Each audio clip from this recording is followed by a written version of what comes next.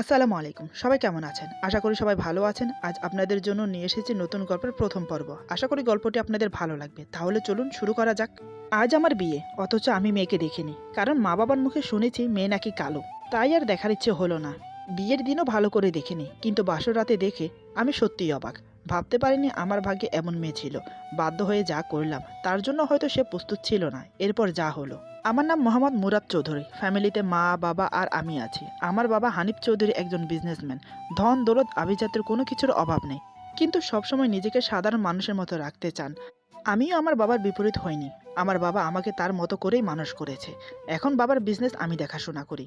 দেখতে হ্যান্ডসাম, গায়ের রং ফর্সা, বলিষ্ঠ দেহধারী এক যুবক আমি। যে কোনো মেয়ের চোখ আটকে যায় আমাকে দেখলে, কিন্তু আমি এসবের ধার ধারি না। তবে কয়েক বছর আগে থেকে আলেমদের সাথে উঠা বসা শুরু করি। ৫ ওয়াক্ত নামাজ পড়া, কোরআন শরীফ পড়া, হাদিসের সম্পর্কে জানা, সবকিছুতে আমার আগ্রহ আছে। সেই অনুযায়ী আমি আলেমদের মতোই চলি। তবে আমি পড়াশোনা কমপ্লিট করেছি কলেজ ইউনিভার্সিটিতে। আমার খুব ইচ্ছে একজন মাদ্রাসা পড়ুয়া আমি বিয়ে করব, আর বাকিটা আল্লাহর ইচ্ছে। একদিন মা বাবা ডেকে কাছে বসায়। তারপর বাবা বলে, মুরাদ, আমি তোমার বিয়ের কথা ভাবছি, তোমার কি মতামত? আমি বললাম, বাবা, আমাকে নিয়ে আপনি যা ভাববেন তাতে আমি সম্মতি জানাবো। বাবা বলে, বেশ, আমি তোমার জন্য একটা মেয়ে ঠিক করেছি। আশা করি তোমার কোনো আপত্তি থাকবে না। তবে মেয়ে দেখতে কালো, কলেজে পড়ে, এমনিতে অনেক ভালো। এই কথা শুনে আমি একটু আপসেট হয়ে পড়লাম। আমার ইচ্ছা মাদ্রাসার মেয়ে বিয়ে করব, কলেজের মেয়ে নয়, কারণ কলেজের মেয়েদের লজ্জা শরম থাকে না। তাও আবার বলছে মেয়ে কালো। মনে মনে এসবই ভাবছি। আমাকে চুপ দেখে বাবা বলে, কি হলো, এত কি ভাবছো? আমি বললাম, বাবা, আমি আলেম মেয়ে বিয়ে করতে চাই। আর তাছাড়া তুমি বলছো মেয়ে কালো, কিন্তু বাবা, আমি কালো মেয়ে বিয়ে করব না। বাবা বলে, মেয়েটা কালো হলেও অনেক ভালো, কলেজে পড়লেও কোনো আলেম মেয়েদের থেকে কম না। গায়ের রং কি আসে যায়, মানুষের রূপ যৌবন সারা জীবন থাকে না। আজ আছে তো কাল নেই। যে মানুষটা তোমার সাথে থাকবে সে ভালো হলেই হলো। আমি বললাম, কিন্তু বাবা। আমার কথা শেষ না হতে দিয়েই বাবা বলে, আর কোনো কিন্তু নয়, আমি মেয়ের বাবাকে কথা দিয়ে এসেছি। আমি ঠিক আছে বলে রুমে চলে আসলাম। মা বাবাকে কষ্ট দিতে চাইনি, তাই বিয়েতে রাজি হয়ে গেলাম। ভাগ্যে যা আছে দেখা যাবে। ওইদিকে মেয়ের মা মেয়েকে বলছে বিয়ের কথা। মেয়ে বলে, আমি এখন বিয়ে করতে চাই না, আরও পড়াশোনা করতে চাই। মা বলে, আমি জানি তুই আরও পড়তে চাস, কিন্তু মা, তোর বাবার শরীর অবস্থা দিন দিন খারাপ হয়ে যাচ্ছে। আজ আছে তো কাল নেই, আর তেমন ভালো কোনো সম্বন্ধও আসছে না। মেয়ে বলে, ঠিক আছে, আমি বিয়ে করব, কিন্তু মা, আমি আলেম ছেলেকে বিয়ে করার খুব ইচ্ছে। মা বলে, খোঁজ তো আর কম করা হলো না, যেই শোনে তুই কালো সেই বিয়ে করতে না করে দেয়। বল তিশা, আমি কি করব? তুই না করিস না এই বিয়েতে, কেঁদে কেঁদে বলে। তিশা বলে, ঠিক আছে মা, কিন্তু মা, ছেলেরা তো অনেক বড় লোক, সে কি আমার মতো কালো মেয়েকে বিয়ে করবে? মা বলে, ছেলে তার বাবা মায়ের পছন্দে বিয়ে করবে, আর ছেলের বাবা মায়ের তোকে পছন্দ হয়েছে। এরপর বাবা মায়ের কথা চিন্তা করে তিশা আর অমত করল না। এতক্ষণ যেই মেয়ের বিয়ের কথা চলছে তার নাম তিশা, এবার ইন্টার সেকেন্ড ইয়ারে পড়ছে। কলেজে পড়লেও দিলদার মেয়ে, কলেজে কখনো বেপরদা হয়ে যায়নি। নিয়মিত ৫ ওয়াক্ত সালাত আদায় করে। ওর বাবা হার্টের রোগী। এর আগেও একবার ব্রেন স্ট্রোক করেছিল।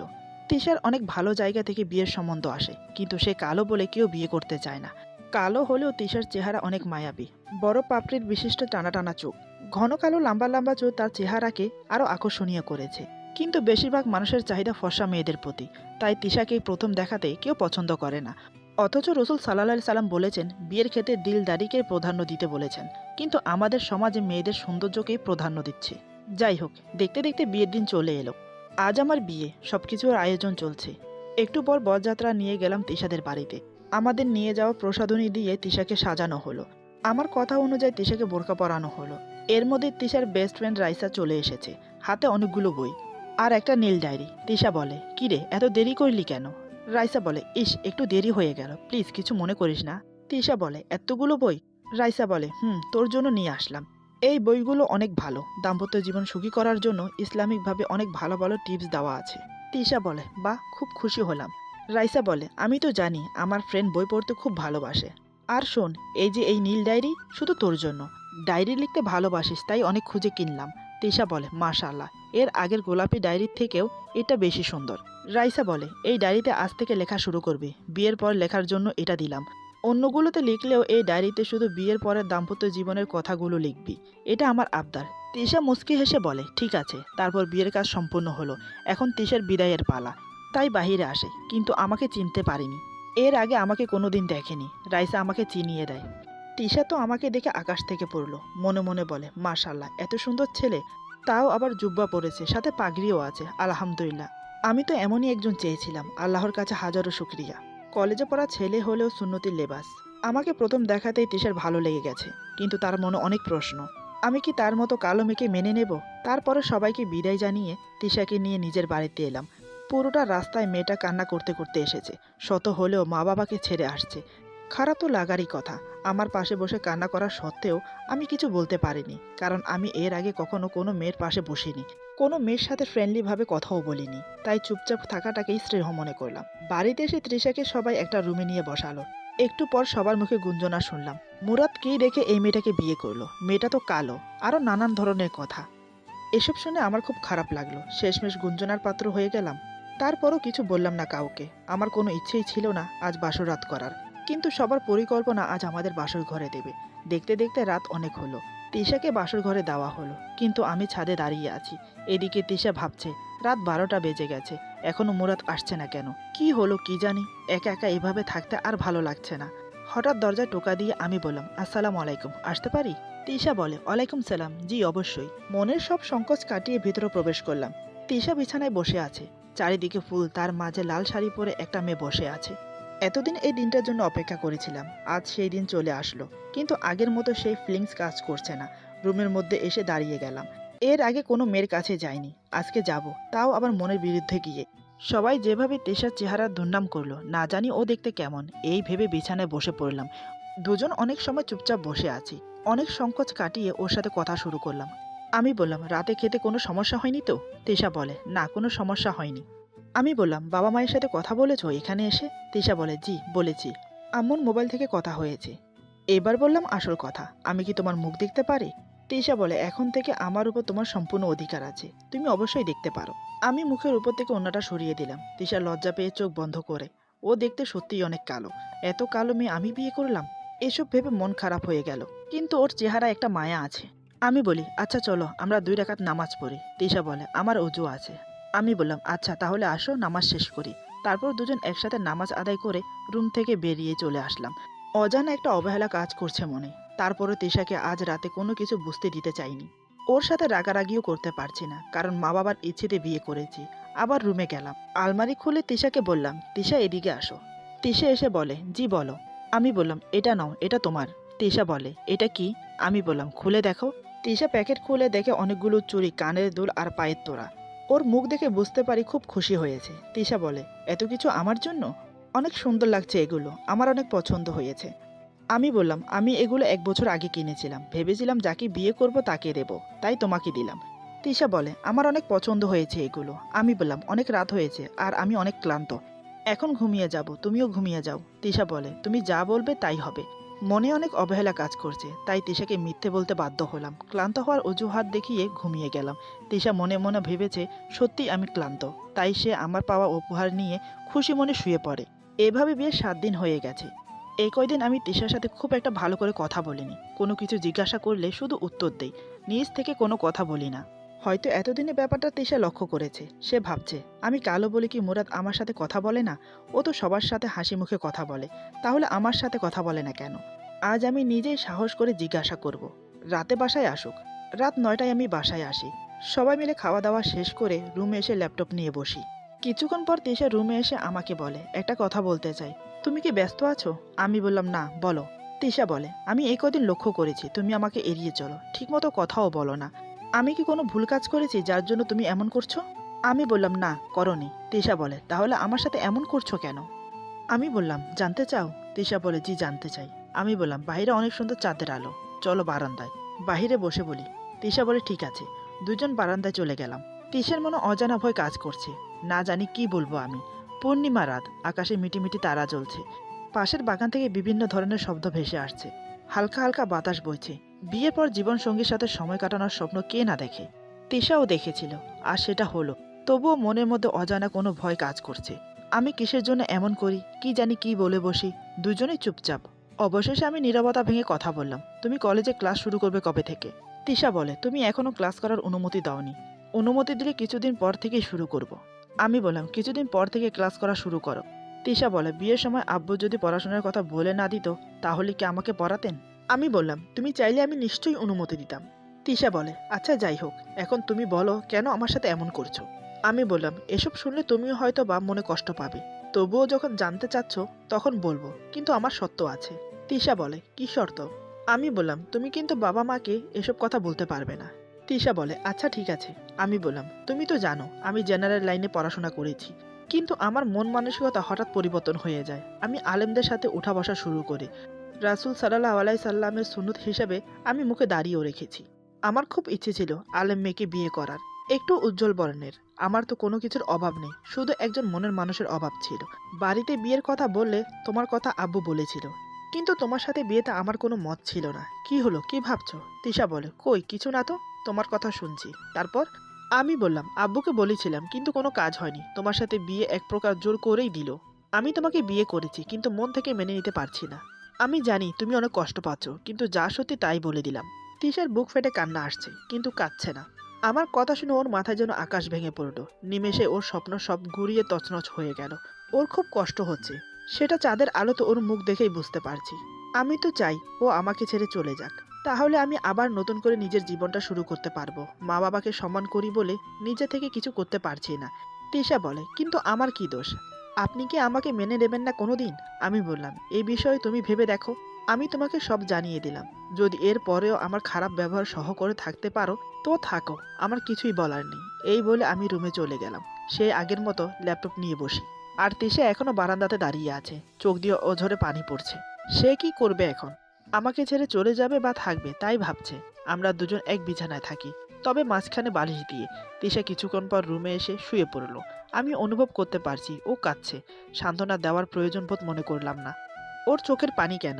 ও যদি এখান থেকে চলেও যায় তাতেও আমার কোনো মায়া হবে না। এভাবে চলতে থাকে দিন। আমি তিশাকে আরও অবহেলা করতে থাকি।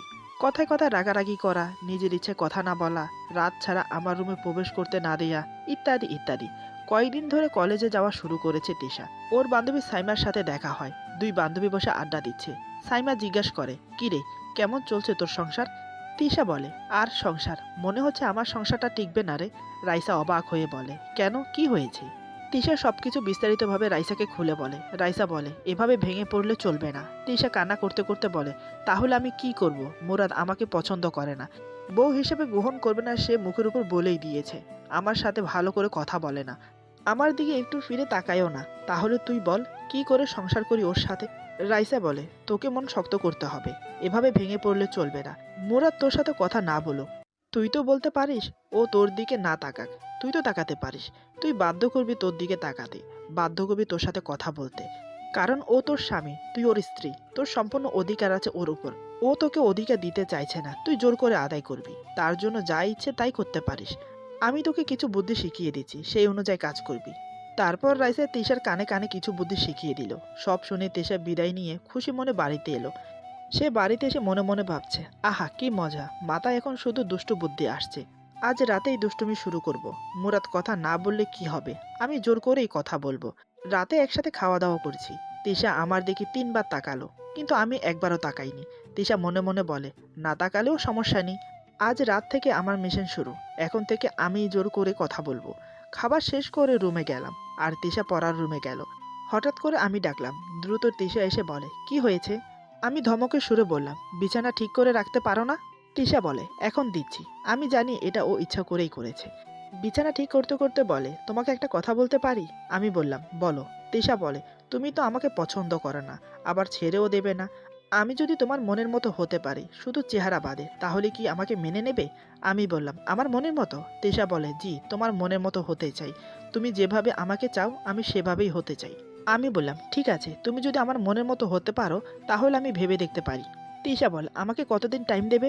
আমি বললাম, আমি তোমাকে ডিভোর্স দিতে পারবো না, কারণ বাবা পছন্দ করে এনেছে। তুমি যেদিন আমার মনের মতো হতে পারবে সেই দিন আমি মেনে নেব, কিন্তু তুমি আমাকে কোনো বিষয়ে জোর করতে পারবে না, বলে দিলাম। তিশা বলে, আচ্ছা, আমি রাজি আছি। তিশা মনে মনে বলে, আমাকে এখন থেকে যুদ্ধ করতে হবে, কারণ মন পাওয়ার যুদ্ধ। তারপর পড়ার রুম থেকে মোবাইলটা নিয়ে এসে অ্যালার্ম দিয়ে শুয়ে পড়ে, আমার থেকে একটু দূরে। জানালা দিয়ে চাঁদের আলো রুমে আসছে। এসব দেখতে দেখতে কখন যে ঘুমিয়ে গেলাম বুঝতে পারিনি। রাত 3টায় অ্যালার্মের শব্দে ঘুম ভেঙে গেল তিশার। সে আস্তে আস্তে বিছানা থেকে নেমে ওয়াশরুমে গিয়ে অজু করে আসে। আমার দিকে তাকিয়ে ভাবছে, ডাকতেও ইচ্ছে করছে, আবার ভয়ও লাগছে। একবার ডাকবো, আস্তে আস্তে কাছে আসে। ডাকতে সাহস পাচ্ছে না, যদি বকাবকি করি তখন কি করবে? এইসব ভাবতে ভাবতে বলে, না, একবার ডেকেই দেখি, যা হবার হবে। বুকের সাহস জমিয়ে ডাকলো আমাকে। আমি গভীর ঘুমে মগ্ন। ওর ডাকে উঠবো তো দূর, একটু নড়াচড়াও করলাম না। তিশা বলে, হায় আল্লাহ, এ কেমন ঘুম যায় রে বাবা, ডেকেও কাজ হলো না। এবার একটু মুখে পানি ছিটিয়ে দেব, যদি রেগে যায় তখন কি করব? না, একটু দিয়েই দেখি। এই বলে অল্প একটু পানি নিয়ে মুখে ছিটিয়ে দিল, আর আমি হুড়মুড় করে উঠে পড়লাম। রাগে মাথায় আগুন জ্বলছে। আমি চেঁচিয়ে বললাম, কি হলো? এত রাতে মুখে পানি দিয়ে ডাকলে কেন? তোমার কি কমন সেন্স নেই? একটা মানুষ ঘুমোচ্ছে, তা দেখতে পাচ্ছ। কোন সাহসে তুমি আমার মুখে পানি ছিটালে? ইচ্ছে করছে থাপ্পড় মারি কানের নিচে। আমার রাগ দেখে তিশা খুব ভয় পেয়ে যায়। ওর চোখের পানি চকচক করছে। তারপর মাথা নিচু করে কাঁপা কাঁপা গলায় বলে, সরি, আসলে তাহাজ্জুদের সময় হয়েছে, নামাজ পড়ার জন্য ডাকলাম। নামাজের কথা শুনে আমি বললাম, ও আচ্ছা, মুখে ডাকলেই পারতে, এভাবে পানি দিলে ভয় পেয়েছি তো।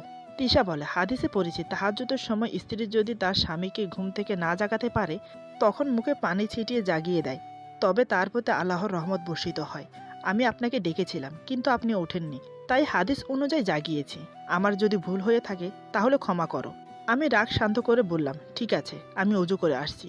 এই বলে উঠে চলে গেলাম। তিশা বুকে হাত দিয়ে বলে, উফ, জোর বাঁচা বেঁচে গেছি, ভাগ্যিস গায়ে হাত তুলিনি। তারপর দুজন মিলে তাহাজ্জুদের নামাজ পড়লাম। সেই থেকে প্রতি রাতে নামাজ পড়া শুরু করলাম। আজ সকালে প্রাইভেট কারে করে কলেজে দিয়ে গেলাম। ভাবতেও পারছে না আমি কলেজে নিয়ে যাব, তাও আবার আমার পাশে বসিয়ে। এইভাবে প্রায় 3 মাস কেটে গেল।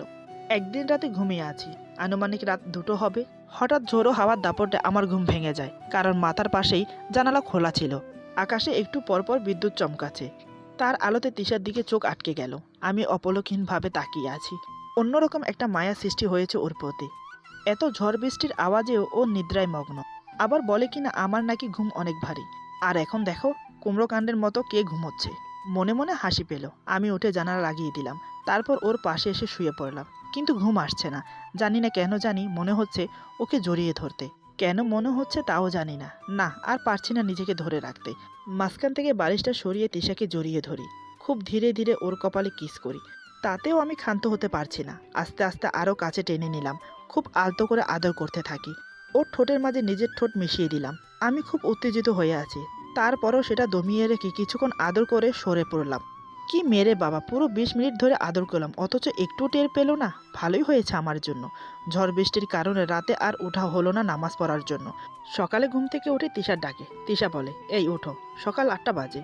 আমি ঘুম ঘুম ভাব নিয়ে বলি, ঠিক আছে, তুমি যাও, আমি আসছি। তিশা বলে, তাড়াতাড়ি আসো, নাস্তার টেবিলে সবাই অপেক্ষা করছে। আমি ওকে দেখে মুচকি হাসছি। তিশা বলে, কি ব্যাপার, তুমি হাসছো কেন? আমি বললাম, কিছু না। তারপর উঠে ফ্রেশ হয়ে নাস্তা করে অফিসে চলে গেলাম। তিশাকে বাবা কলেজে নিয়ে গেছে। কাল ঝড় বৃষ্টির রাতে ক্ষণিকের মোহর জন্য হয়তো তিশাকে কাছে টেনেছি, কিন্তু আমি এখনও তিশাকে মন থেকে মেনে নিতে পারিনি। জানি না পারবো কিনা। 3 মাস ধরে কম অবহেলা করিনি, কিন্তু যাওয়ার নামই নিচ্ছে না। আমাকে আরও কঠোর হতে হবে। আমি অফিসে বসে ভাবছি কথাগুলো। আজ বাসায় গিয়ে অনেক কাজ দেব। সেই অনুযায়ী বাসায় এসে তিশাকে অনেকগুলো কাজ দেই করতে। এদিকে তিশা ভাবছে, আজ এত কাজ দিল কেন হঠাৎ? এত কাজ কি একা একা করা যায়? কখন কাজ শেষ করব, কখন আমি পড়তে বসবো? রাতে খাবার শেষ করে রুমে গিয়ে তিশাকে ডাকলাম। আমার ডাক শুনে তিশা বুঝতে পারে আমি রেগে আছি।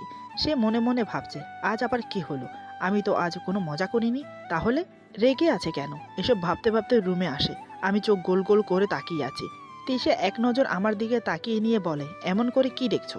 আমি বললাম, কি ভাবো নিজেকে খুব চালাক? মনে করো আমি কিছু বুঝি না? আমি ছোট খোকা না? তিশা বলে, আমি কি করেছি?